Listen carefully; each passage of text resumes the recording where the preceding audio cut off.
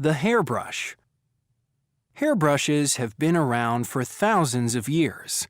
However, you may be surprised to learn that until recently they were only used by the wealthy and privileged.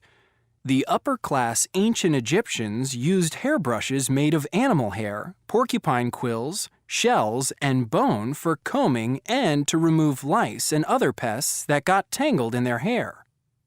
Brushes were manufactured for the first time in 1777 by an English company. The bristles came from wild animals and were stitched into the brush by hand. It is not surprising that these brushes were quite expensive. It wasn't until the beginning of the 20th century that brushes began to be manufactured by machine and to be produced with cheaper, synthetic materials like nylon bristles. With these developments, brushes became extremely common. Lipstick.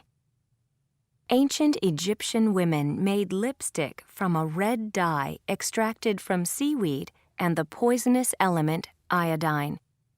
It was eventually discovered that this early form of lipstick made women very sick. Cleopatra had a safer, although not very appealing, recipe for lipstick. It was made from ants and beetles. The ants were used as the base and crushed carmine beetles for their deep red color. In 1884, the first modern lipstick was introduced in Paris. It was a solid stick made of castor oil, beeswax, and animal fat. By the 1940s, the use of lipstick by famous wealthy women had led to its widespread popularity. During this period, rotating lipstick in a tube was invented. Today, the average woman owns 8 lipsticks. Deodorant. The ancient Egyptians worked hard to hide body odor. They put perfume in their baths and applied great quantities of it to their underarms. They tried using many odd items, like incense and porridge, as deodorant. The ancient Greeks were also afraid that they might give off an odor. Like the Egyptians, they bathed constantly and wore a lot of perfume. The Romans took this obsession a step further. They soaked their clothes in perfume and even put it on their horses and household pets. The first trademark deodorant, a paste called Mum, didn't appear until 1888. In the mid-1950s, the ballpoint pen inspired the first roll-on deodorant. Today, deodorants are a multi-billion-dollar industry and are as common as toothpaste in most homes. Nail polish. Nail polish can be traced back to around 3000 BCE in both China and Egypt.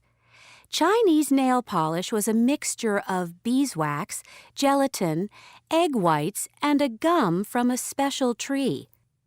Nail color represented social class.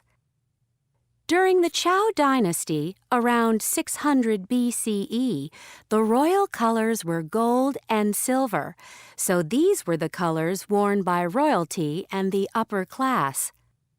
Lower-ranking women were only allowed to wear pale colors. If they were royal colors, they could be put to death. Ancient Egyptian men and women of high social rank stained their nails with red henna. Military commanders in Egypt and early Rome felt that it was important to be well-groomed before going into battle.